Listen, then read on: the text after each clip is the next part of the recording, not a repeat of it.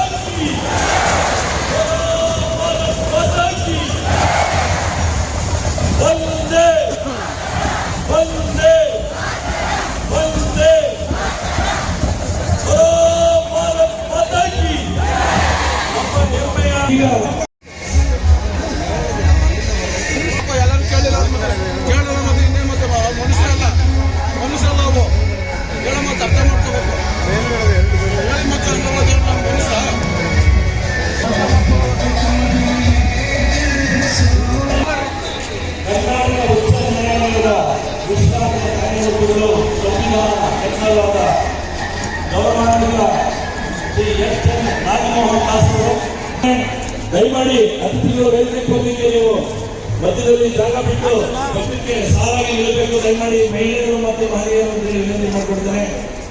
ಗೌರವಾನ್ವಿತ ನ್ಯಾಯಮೂರ್ತಿಗಳು ಅತಿಥಿಗಳು ಬರುವಾಗ ವೇದಿಕೆಗೆ ಸಾಲಾಗಿ ಬರಲಿಕ್ಕೆ ಅವಕಾಶ ಮಾಡಬೇಕು.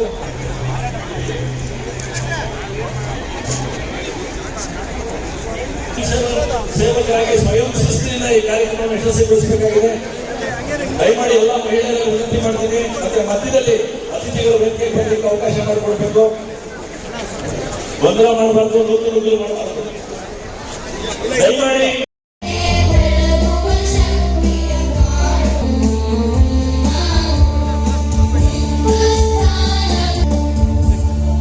ಇನ್ನು ಮಾತಾಡೋದು ಆಮೇಲೆ ಇದೆ.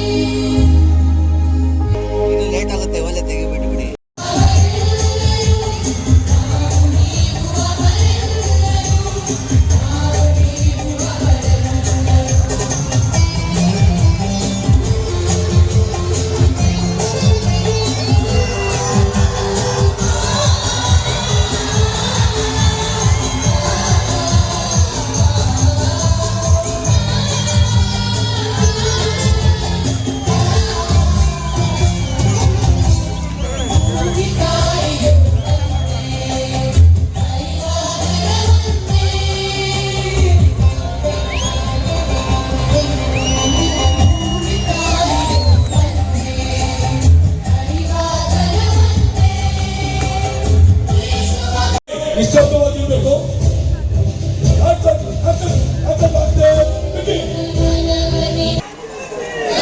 ದಯಮಾಡಿ ಎಲ್ಲರೂ ವೇದಿಕೆಯನ್ನು ತೆರವುಗೊಳಿಸಬೇಕು. ಈಗ ವೇದಿಕೆಯ ಕಾರ್ಯಕ್ರಮ ನಡೆಯೋದಕ್ಕೆ ಎಲ್ಲರೂ ಅವಕಾಶ ಮಾಡಿ ಕೊಡುಗೆಯಾಗಿ ಅಮೃತ ಮಹೋತ್ಸವದ ಗಣರಾಜ್ಯೋತ್ಸವಕ್ಕೆ ಕೊಟ್ಟಿದ್ದಾರೆ. ಇದು ಅತ್ಯಂತ ನಾವೆಲ್ಲ ಒಂದು ಭಾವೈಕ್ಯದಲ್ಲಿ ಕೂಡಿ ನಡೆಯುವ ಮುಂದೆ ಶಾಂತಿ ಸಂಕೇತ ಪಾರಿವಾಳಗಳನ್ನು ಹಾರಿಬಿಟ್ಟ ಹೆಮ್ಮೆಯ ಅಭಿಮಾನದ ಇವತ್ತಿನ ಅತಿ ಎತ್ತರದ ರಾಷ್ಟ್ರ ಧ್ವಜ ಸಮಾರಂಭವನ್ನ ಉದ್ಘಾಟನೆ ಮಾಡಿರ್ತಕ್ಕಂಥದ್ದು ಬಹಳ ಒಂದು ಹೆಮ್ಮೆಯ ಸಂದರ್ಭ. ಅದು ಕರೆಕ್ಟಾಗಿ ಮೇಲೆ ಹೋಗ್ತಾ ಇಲ್ಲ ಅನ್ನೋದು ಬಹಳ ಒಂದು ಕುತೂಹಲ ಇತ್ತು. ಆದರೆ ಈಗ ನೆಮ್ಮದಿ ಆಗಿದೆ. ನಮಗಿನ್ನ ನೆಮ್ಮದಿ ಯಾರಿಗಾಗಿದೆ ಅಂತಂದ್ರೆ ಈ ಒಂದು ಧ್ವಜಸ್ತಂಭವನ್ನು ನಿರ್ಮಾಣ ಮಾಡಿದಂತ ಕಾಂಟ್ರಾಕ್ಟರ್. ಯಾಕೆ ಅಂತಂದ್ರೆ ಅವ್ರು ಹೇಳಿದ್ರು ಅದೇನಾದ್ರೂ ಹೋಗಿಲ್ಲ ಕರೆಕ್ಟ್ ಆಗಿ ಅಂದ್ರೆ ನೀನೇ ಅಲ್ಲೊಂದು ಕೂಲಿ ಹಾಕ್ಬಿಟ್ಟಿಗೆ ಕೈ ಸುಟ್ಕೊಂಡಿರ್ಬೇಕು ಅರ್ಧ ಗಂಟೆ ಅಂತ. ಬಹಳ ನೆಮ್ಮದಿಯಾಗಿದ್ದಾರೆ. ಒಳ್ಳೆ ಒಂದು ಕಾರ್ಯ ಮಾಡಿದ್ದಾರೆ, ಒಳ್ಳೆ ಒಂದು ಕೆಲಸ ಮಾಡಿದ್ದಾರೆ. ಅವ್ರ ಜೀವನದಲ್ಲಿ ಎಷ್ಟು ರಸ್ತೆ ನಿರ್ಮಾಣ ಮಾಡ್ತಾರೆ, ಕಟ್ಟಡ ನಿರ್ಮಾಣ ಮಾಡ್ತಾರೆ ಗೊತ್ತಿಲ್ಲ.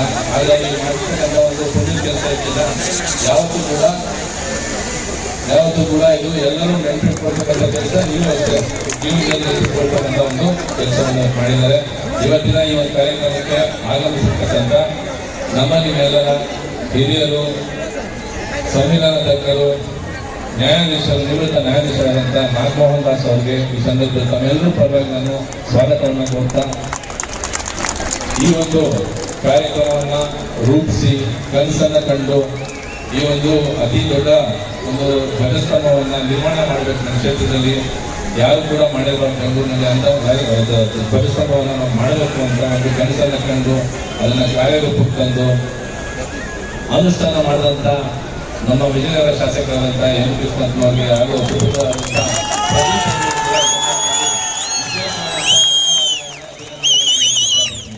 ನಮಗೆಲ್ಲ ಗೊತ್ತಿದೆ, ಚುನಾವಣೆ ಆಗಿ 1 ವರ್ಷ ಆಗಿಲ್ಲ, 7 ತಿಂಗಳು 8 ತಿಂಗಳಾಗಿದೆ. ಈ ರೀತಿಯಾದಂಥ ಕಾರ್ಯಕ್ರಮವನ್ನು ಅನುಷ್ಠಾನ ಮಾಡಬೇಕು, ಅದಕ್ಕೊಂದು ಬಜೆಟ್ ಅನ್ನು ಮಾಡಬೇಕು, ಅದಕ್ಕೊಂದು ಕಾರ್ಯರೂಪ ತರಬೇಕು. ಬಹಳ ಕಷ್ಟದ ಕೆಲಸ.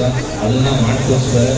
ಅದಕ್ಕೆ ಕೈಗೊಂಡಿರುವಂತಹ ಮುಖ್ಯಧಾರಿಗಳಿರ್ಬೋದು, ಕಾರ್ಯಪಾಲಕ ಇಂಜಿನಿಯರ್ಗಳಿರ್ಬೋದು, ಎಲ್ಲರೂ ಕೂಡ ಈ ಸಂದರ್ಭದಲ್ಲಿ ವಿಶೇಷವಾದ ಧನ್ಯವಾದಗಳನ್ನು ಹೇಳ್ತಾ, ತಮ್ಮೆಲ್ಲ ಗೊತ್ತಿದೆ ಒಂದು ದೇಶದ ಐಡೆಂಟಿಟಿ, ಒಂದು ಗುರುತು ಅಂತಂದ್ರೆ ಅದು ಅದರ ಒಂದು ಧ್ವಜ. ನಮ್ಗೆ ಯಾವ ರೀತಿ ಆಧಾರ್ ಕಾರ್ಡ್ ಇತ್ತು ದೇಶಕ್ಕೆ ಅದೇ ರೀತಿ ಒಂದು ಫ್ಲಾಗ್, ಅದು ನಮ್ಮ ತಾಯಿ ಸಮಾನ. ಎಲ್ಲದಕ್ಕೂ ಮೊದಲು ನಮ್ಮ ರಾಷ್ಟ್ರಧ್ವಜ. ಅದಕ್ಕೆ ನಾವೆಲ್ಲ ಮರ್ಯಾದೆ ಕೊಡಬೇಕು, ಗೌರವ ಕೊಡಬೇಕು. ಅದು ನಮ್ಮ ಕರ್ತವ್ಯ, ಹಾಗೆ ನಮ್ಮ ಹಕ್ಕು ಕೂಡ ಹೌದು. ಅದನ್ನ ನಾವೆಲ್ಲರೂ ಕೂಡ ಇವತ್ತು ಬಹಳ ನಿಷ್ಠೆಯಿಂದ ಬಹಳ ಒಂದು ಅಚ್ಚುಕಟ್ಟಾಗಿ ಮಾಡಿದ್ದೀವಿ. ನಮ್ಮೆಲ್ಲರಿಗೂ ಬಂದಿರ್ತಕ್ಕಂಥ ಎಲ್ಲ ನಮ್ಮ ರಾಷ್ಟ್ರ ಪ್ರೇಮಿಗಳಿಗೆ, ನಮ್ಮ ದೇಶಭಕ್ತರಿಗೆ, ಬಂದಿರ್ತಕ್ಕಂಥ ಎಲ್ಲ ನಮ್ಮ ವಿಜಯನಗರ ಗೋವಿಂದನಗರ ಕ್ಷೇತ್ರದ 2 ಕ್ಷೇತ್ರದ ನಿವಾಸಿಗಳಿಗೆ ನಾನು ಈ ಸಂದರ್ಭದಲ್ಲಿ ವಿಶೇಷವಾದ ಧನ್ಯವಾದಗಳನ್ನು ಹೇಳ್ತಾ, ತಮಗೆಲ್ಲ ಗೊತ್ತಿದೆ ಈ ಒಂದು ಕಾರ್ಯಕ್ರಮ ಆಗಬೇಕಾದ್ರೆ ಬಹಳ ಕಷ್ಟ, ಬಹಳ ಒಂದು ಅಚ್ಚುಕಟ್ಟಾಗಿ ಪಾಲಿಸಿ ಶಾಲಾ ಮಕ್ಕಳಿಗೆ ಮುಖ್ಯ ಅತಿಥಿಗಳಿಗೆ ಎಲ್ಲ ರೀತಿಯಾದಂತಹ ಒಂದು ಸನ್ಮಾನವನ್ನು ಮಾಡಿ ಈ ಒಂದು ಕಾರ್ಯಕ್ರಮ ಮಾಡಬೇಕು. ಅದನ್ನೆಲ್ಲ ಮಾಡೋದಕ್ಕೆ ಅವಕಾಶ ಮಾಡಬೇಕಂತ ಕೈ ಜೋಡಿಸಿದಂತ ನಾನು ಓದಂತ ಶಾಲೆ ಬಹಳ ಹೆಮ್ಮೆ ಆಗುತ್ತೆ. ಆ ಶಾಲೆ ನೋಡೋದಕ್ಕೆ, ಆ ಶಾಲೆಯ ಎಲ್ಲ ವ್ಯವಸ್ಥಾಪಕ ಮಂಡಳಿಯನ್ನ ಇಲ್ಲಿ ನೋಡೋದಕ್ಕೆ, ನ್ಯೂ ಕೇಬ್ರಿಡ್ ಸ್ಕೂಲ್ನ ಎಲ್ಲ ಆಡಳಿತ ಮಂಡಳಿಯ ಶಿಕ್ಷಕರಿಗೆ, ಬಂದಿರ್ತಕ್ಕಂಥ ಎಲ್ಲ ವಿದ್ಯಾರ್ಥಿಗಳಿಗೆ ಸಂದರ್ಭದಲ್ಲಿ ವಿಶೇಷವಾದಂತಹ ಅಭಿನಂದನೆಗಳು, ಧನ್ಯವಾದಗಳನ್ನು ತಿಳಿಸ್ತಾ, ಏನು ಇವತ್ತಿನ ಒಂದು ಕಾರ್ಯಕ್ರಮ ಬಹಳ ಅದ್ದೂರಿಯಾಗಿ ನೆರವೇರಿದೆ. ತಮಗೆಲ್ಲ ಗೊತ್ತಿದೆ, ಈಗ ಒಂದು ವಾರದಿಂದ ನಡೆದಂಥ ರಾಮ ಮಂದಿರ ಒಂದು ಕಾರ್ಯಕ್ರಮದಲ್ಲಿ, ನಿರ್ಮಾಣದ ಕಾರ್ಯಕ್ರಮದಲ್ಲಿ ಯಾವ ರೀತಿ ವಿಜಯನಗರ ಗೋವಿಂದರಾಜನಗರದಲ್ಲಿ, ಬೆಂಗಳೂರಿನಲ್ಲಷ್ಟೇ ಅಲ್ಲ ಕರ್ನಾಟಕದಲ್ಲಿ ಯಾರು ಕೂಡ ಮಾಡಿರಲಿಲ್ಲ. ಒಂದು ಮಿನಿ ಅಯೋಧ್ಯೆಯಲ್ಲಿ ಅಲ್ಲಿ ನಿರ್ಮಾಣ ಮಾಡಿದ್ದಾರೆ. ರಾಷ್ಟ್ರಭಕ್ತಿಯಲ್ಲಿ, ದೇಶಭಕ್ತಿಯಲ್ಲಿ, ದೇವರ ಭಕ್ತಿಯಲ್ಲಿ ಎಲ್ಲದರಲ್ಲೂ ನಮ್ಮ ಜನ, ನಮ್ಮ ವಿಜಯನಗರ ಗೋವಿಂದರಾಜನಗರ ಜನ ಎಲ್ಲರಿಗಿಂತ ಮುಂದೆ ಇರ್ತಾರೆ. ಎಲ್ಲರಿಗಿಂತ ಒಂದು ಹೆಜ್ಜೆ ಮುಂದೆ ಅನ್ನೋದು ಬಹಳ ಹೆಮ್ಮೆಯ ವಿಷಯ, ಗೌರವದ ವಿಷಯ, ಖುಷಿ ಪಡ್ತಕ್ಕಂಥ ವಿಷಯ. ಇಂಥ ಒಂದು ಕ್ಷೇತ್ರದಲ್ಲಿ ನಾನು ನಿಮ್ಮ ಜನ ಪ್ರತಿನಿಧಿಯಾಗಿ, ನಮ್ಮ ತಂದೆಯವರು ನಿಮ್ಮ ಜನಪ್ರತಿನಿಧಿಯಾಗಿ 2 ಕ್ಷೇತ್ರಗಳಲ್ಲಿ ನಿಮ್ಮನ್ನ ಸೇವೆ ಮಾಡ್ತಾ ಇದ್ದೀವಿ. ನಿಮ್ಮ ಆಶೀರ್ವಾದದಿಂದ ನಿಮಗೆ ಒಳ್ಳೆ ರೀತಿಯಲ್ಲಿ ನಾವು ಸೇವೆಯನ್ನು ಸಲ್ಲಿಸ್ತಾ ಇದ್ದೀವಿ. ನಮ್ಗೆ ಇದಕ್ಕಿಂತ ಹೆಮ್ಮೆ ಬೇರೆ ಯಾವುದೂ ಇಲ್ಲ ಅಂತ ಸಂದರ್ಭದಲ್ಲಿ ಹೇಳ್ತಾ, ನಮ್ಮ ಮುಖ್ಯ ಅತಿಥಿಗಳು ನಿಮ್ಮೆಲ್ಲ ಕುರಿತು ಮಾತಾಡೋರಿದ್ದಾರೆ. ಅವರಿಗೆ ಸಂದರ್ಭದಲ್ಲಿ ನಾನು ವಿಶೇಷವಾಗಿ ಅಭಿನಂದನೆ ತಿಳಿಸ್ತಾ, ಬಂದಿರ್ತಕ್ಕಂಥ ಎಲ್ಲ ನಮ್ಮ ಹಿರಿಯರಿಗೆ, ನಾಯಕರಿಗೆ, ಎಲ್ಲ ನಮ್ಮ ಮುಖಂಡರಿಗೆ, ಕಾರ್ಯಕರ್ತರು, ನಮ್ಮ ನಿವಾಸಿಗಳಿಗೆ, ವಿಶೇಷವಾಗಿ ಪೊಲೀಸ್ ಸಿಬ್ಬಂದಿಗೆ ಸಂದರ್ಭದಲ್ಲಿ ಧನ್ಯವಾದಗಳನ್ನು ತಿಳಿಸ್ತಾ ನಾನು ಮಾತನಾಡ್ತೀನಿ. ಸಂವಿಧಾನ ಓದು ಎನ್ನುವ ಪುಸ್ತಕವನ್ನ ಕನ್ನಡ ಭಾಷೆಯಲ್ಲಿ ರಚನೆ ಮಾಡಿ ಯುವಜನರಲ್ಲಿ, ವಿದ್ಯಾರ್ಥಿಗಳಲ್ಲಿ ಸಂವಿಧಾನದ ಅರಿವನ್ನು ಮೂಡಿಸುತ್ತಾ ಎಲ್ಲರೂ ಕೂಡ ಸೋದರ ಭಾವದಿಂದ ಸಂವಿಧಾನ ನೀಡಿರುವಂತಹ ಎಲ್ಲ ಸವಲತ್ತುಗಳನ್ನು ಪಡೆದುಕೊಳ್ಳಲಿಕ್ಕೆ ಹಕ್ಕುದಾರರು ಅನ್ನುವಂಥದ್ದನ್ನು ಮನವರಿಕೆ ಮಾಡಿಕೊಟ್ಟು ದೊಡ್ಡ ಆಂದೋಲನವಾಗಿ ಅದನ್ನು ರೂಪಿಸಿ ಎಲ್ಲ ಯುವಜನತೆಯಲ್ಲಿ, ವಿದ್ಯಾರ್ಥಿಗಳಲ್ಲಿ, ರೈತರಲ್ಲಿ, ಕಾರ್ಮಿಕರಲ್ಲಿ, ಮಹಿಳೆಯರಲ್ಲಿ ಅರಿವನ್ನು ಮೂಡಿಸಿ ಸಾಮಾಜಿಕ ನ್ಯಾಯದ ಪರವಾಗಿ ಮಾನ್ಯ ನಾಗಮೋಹನ್ ದಾಸ್ ಅವರಿಗೆ ಸಲ್ಲುತ್ತೆ ಅಂತ ಮಾನ್ಯರು ಈ ಕಾರ್ಯಕ್ರಮಕ್ಕೆ ಬಂದು ಅತಿಥಿಗಳ ಭಾಷಣವನ್ನ ನೀಡುತ್ತಾ ಸಂದೇಶವನ್ನು ನೀಡಬೇಕು ಅಂತ ಹೇಳಿ ಅವರಲ್ಲಿ ಗೋವಿಂದರಾಜನಗರ ವಿಜಯನಗರ ಕ್ಷೇತ್ರದ ಜನತೆ ಪರವಾಗಿ ತುಂಬು ಗೌರವದಿಂದ ವಿನಂತಿಯನ್ನು ಮಾಡಿಕೊಳ್ತೇನೆ. ಎಲ್ಲರಿಗೂ ನಮಸ್ಕಾರ. ಈ ಕಾರ್ಯಕ್ರಮದ ಅಧ್ಯಕ್ಷತೆಯನ್ನು ವಹಿಸಿರ್ತಕ್ಕಂಥ ಗೌರವಾನ್ವಿತ ಶಾಸಕರಾದ ಎಂ ಕೃಷ್ಣಪ್ಪನವರೇ, ಮುಖ್ಯ ಅತಿಥಿಗಳಾಗಿ ಭಾಗವಹಿಸಿರ್ತಕ್ಕಂಥ ಮತ್ತೊಬ್ಬ ಜನಪ್ರಿಯ ಶಾಸಕರಾದ ಪ್ರಿಯಾ ಕೃಷ್ಣ ಅವರೇ, ಇಲ್ಲಿ ನೆರೆದಿರ್ತಕ್ಕಂಥ ಎಲ್ಲ ಆತ್ಮೀಯ ಬಂಧುಗಳು, ಭಾರತ ದೇಶದ 75ನೇ ಗಣರಾಜ್ಯೋತ್ಸವದ ಈ ಸಂದರ್ಭದಲ್ಲಿ ನಿಮ್ಮೆಲ್ಲರಿಗೂ ಗಣರಾಜ್ಯೋತ್ಸವದ ಶುಭಾಶಯ. 1947 ಭಾರತ ದೇಶಕ್ಕೆ ಸ್ವಾತಂತ್ರ್ಯ ಬಂದಾಗ ನಮ್ಮ ಹಿರಿಯರು ದೀರ್ಘವಾದಂತಹ ಚರ್ಚೆ ಮಾಡಿ ನಮಗೆ ಈ ತಿರಂಗ ರಾಷ್ಟ್ರ ಧ್ವಜವನ್ನು ನೀಡಿದ್ದಾರೆ. ಕಳೆದ 75 ವರ್ಷಗಳಿಂದ ಈ ಧ್ವಜಕ್ಕೆ ನಾವು ಗೌರವವನ್ನು ಸಲ್ಲಿಸ್ತಾ ಬಂದಿದ್ದೇವೆ. ಅಂತ ಮಹತ್ತರವಾದಂತಹ ಧ್ವಜವನ್ನು ನಮಗೆ ನೀಡಿದ ನಮ್ಮ ಹಿರಿಯರಿಗೆ ಈ ಸಂದರ್ಭದಲ್ಲಿ ನಾವೆಲ್ಲರೂ ನಮ್ಮ ಕೃತಜ್ಞತೆಗಳನ್ನು ಸಲ್ಲಿಸಬೇಕು. ಬಂಧುಗಳೇ,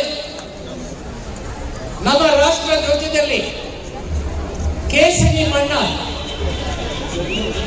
ನಮ್ಮ ಶಕ್ತಿ, ನಮ್ಮ ಧೈರ್ಯ, ನಮ್ಮ ಸ್ಥೈರ್ಯದ ಸಂಕೇತ.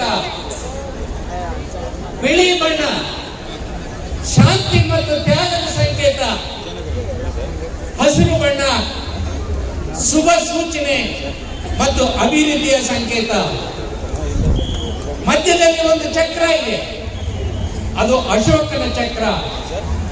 ಅದು ನಮ್ಮ ಪರಂಪರೆ ಮತ್ತು ಪ್ರಗತಿಯ ಸಂಕೇತ ಅಂತಕ್ಕಂಥದ್ದು ನಮ್ಮ ಹಿರಿಯರು ಇದನ್ನು ನಮಗೆ ನೀಡಿದ್ದಾರೆ. ಹಿಂದೂ, ಮುಸಲ್ಮಾನ್, ಕ್ರೈಸ್ತ, ಬೌದ್ಧ, ಜೈನ, ಸಿಖ್ ಧರ್ಮಗಳ ಪವಿತ್ರ ಬಣ್ಣಗಳು ಸಹ ಈ ತಿರಂಗದಲ್ಲಿ ಅಡಿಯಿದೆ, ಸಮ್ಮಿಲನ ಆಗಿದೆ ಅಂತಕ್ಕಂಥದ್ದು ನಾವು ಮನವರಿಕೆ ಮಾಡ್ಕೋಬೇಕು. ರಾಜನೇ ಆಗಲಿ, ರೈತನೇ ಆಗಲಿ, ಬಡವನೇ ಆಗಲಿ, ಶ್ರೀಮಂತನೇ ಆಗಲಿ, ಹಿಂದೂ, ಕ್ರೈಸ್ತ, ಮುಸಲ್ಮಾನೇ ಆಗಲಿ, ಕನ್ನಡಿಗನೇ, ತೆಲುಗು ಆಗಲಿ, ತಮಿಳು, ಉರ್ದು, ಹಿಂದಿಯವರೇ ಆಗಲಿ, ನಾವೆಲ್ಲರೂ ಭಾರತೀಯರು ಅಂತ ನಮಗೆ ಹೆಮ್ಮೆಯನ್ನು ತಂದು ಕೊಡ್ತಕ್ಕಂಥ ಒಂದು ಧ್ವಜ ಅಂದ್ರೆ ಅದು ನಮ್ಮ ರಾಷ್ಟ್ರ. ಸ್ನೇಹಿತರೆ, ಎಲ್ಲ ಧ್ವಜಗಳಿಗಿಂತ ಅತಿ ಎತ್ತರವಾಗಿರಬೇಕಾಗಿರ್ತಕ್ಕಂಥ ಧ್ವಜ ನಮ್ಮ ರಾಷ್ಟ್ರ ಧ್ವಜ.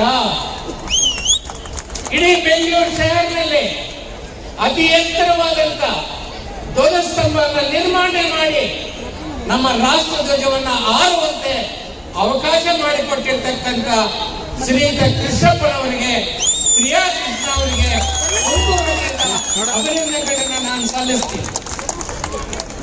ರಾಜ್ಯದ ಜನತೆಯ ಪರವಾಗಿ ಅವರಿಗೆ ನಾನು ಕೃತಜ್ಞತೆಯನ್ನು ಸಲ್ಲಿಸ್ತೀನಿ. ಅವರಿಗೆ ಹೆಚ್ಚು ಆಯಸ್ಸು, ಆರೋಗ್ಯ, ಅಧಿಕಾರವನ್ನು ನೀಡಿ ಈ ರಾಜ್ಯದ ಜನತೆಗೆ ಮತ್ತಷ್ಟು ಹೆಚ್ಚಿನ ಸೇವೆ ನೀಡಲಿ ಅಂತ ಈ ಸಂದರ್ಭದಲ್ಲಿ ನಾನು ಹಾರೈಸ್ತಾ ಇದ್ದೇನೆ. ಜನವರಿ 26 ನಾವು 1950ನೇ ಇಸ್ವಿ ಮೊದಲನೇ ಗಣರಾಜ್ಯೋತ್ಸವ ಆಯಿತು. ಇವತ್ತು 75ನೇ ಗಣರಾಜ್ಯೋತ್ಸವ. ಈ ಶುಭ ಸಂದರ್ಭದಲ್ಲಿ ಈ ಒಂದು ಅತ್ಯುನ್ನತವಾದಂತಹ ಒಂದು ಕೆಲಸ, ಏನು ರಾಷ್ಟ್ರ ಧ್ವಜ ಉದ್ಘಾಟನೆ ಹಾಗೂ ರಾಷ್ಟ್ರ ಧ್ವಜ ಸ್ತಂಭ ಉದ್ಘಾಟನೆ ಎರಡನ್ನೂ ಮಾಡಿದಂತ ನಮ್ಮ ನಿವೃತ್ತ ನ್ಯಾಯಮೂರ್ತಿಗಳಾದಂಥ ನಾಗಮೋಹನ್ ದಾಸ್ ಅವರಿಗೆ ನನ್ನ ಕೃತಜ್ಞತೆಗಳನ್ನ ಮೊದಲನೇದಾಗಿ ಅರ್ಪಿಸ್ತಾ ಇದ್ದೇನೆ. ಅದೇ ರೀತಿ ವೇದಿಕೆ ಮೇಲಿರ್ತಕ್ಕಂಥ ನಮ್ಮ ಪ್ರಿಯಾ ಕೃಷ್ಣ ಅವರೇ ಹಾಗೂ ಈ ಕಾರ್ಯಕ್ರಮದ ಎಲ್ಲ ನಮ್ಮ ಗೋಪಾಲ್ ಏನಪ್ಪ ಅಂದ್ರೆ ಹೇಮಂತ ಮತ್ತೆ ಎಲ್ಲ ಈ ಕಾರ್ಯಕ್ರಮವನ್ನು ಯಶಸ್ವಿಯಾಗಿ ನಡೆಸಿಕೊಟ್ಟಂತ ನೀಲಕಂಠ, ಹೇಮಂತ ಇವರೆಲ್ಲರಿಗೂ ನನ್ನ ಅಭಿನಂದನೆಗಳು ಸಲ್ಲಿಸ್ತಾ, ಕೆಳಗಡೆ ಇರ್ತಕ್ಕಂಥ ಗೋಪಾಲ ಸ್ವಾಮಿ ಅವರು ಸೀನಿಯರ್ ಅಡ್ವೊಕೇಟು, ಎಲ್ಲ ವೇದಿಕೆಯಲ್ಲಿ ಇರ್ತಕ್ಕಂಥ ಗಣ್ಯರು, ಗಂಗಣ್ಣ ಅವರು ಎಲ್ಲರೂ ಬಂದಿದ್ದೀರಾ. ಇದು ಈ ಸಂವಿಧಾನ ರಚನೆ ಮಾಡುವಂಥದ್ದು ತಮಗೆಲ್ಲ ಗೊತ್ತಿದೆ. ಸ್ವಾತಂತ್ರ್ಯ ಬಂತು, ಯಾರು ತಂದ್ಕೊಟ್ರು? ಮಹಾತ್ಮ ಗಾಂಧಿ ಅವರಿಂದ ಹಿಡಿದು ನಮ್ಮ ಚಂದ್ರಶೇಖರ್ ಆಜಾದ್ ಅವರಿಂದ ಹಿಡಿದು ನೇತಾಜಿ ಸುಭಾಷ್ ಬೋಸ್ ಅವರಿಂದ ಹಿಡಿದು ಅನೇಕ ಮಹನೀಯರು ಹೋರಾಟ ಮಾಡಿ ನಮಗೆ ಸ್ವಾತಂತ್ರ್ಯ ತಂದುಕೊಟ್ರು.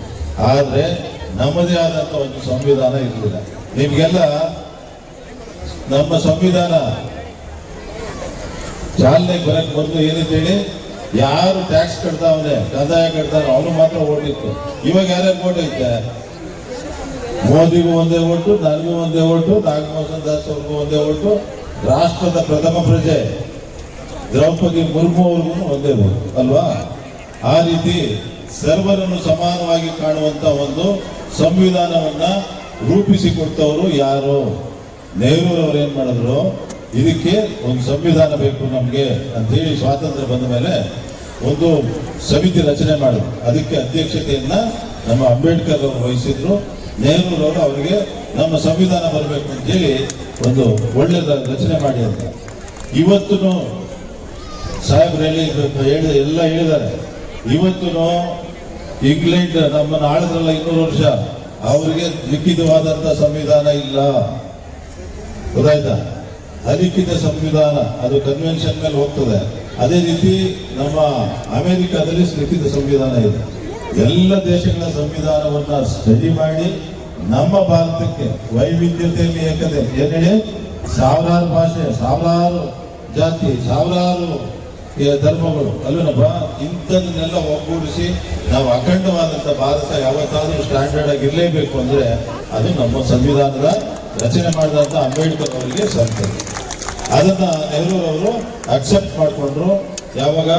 ನವೆಂಬರ್ 59ರಲ್ಲಿ ಅಕ್ಸೆಪ್ಟ್ ಮಾಡಿಕೊಂಡು 60ನೇ ಇಸ್ವಿನಲ್ಲಿ ಜನವರಿ 20ನೇ ತಾರೀಕಿಗೆ ನಮಗೆ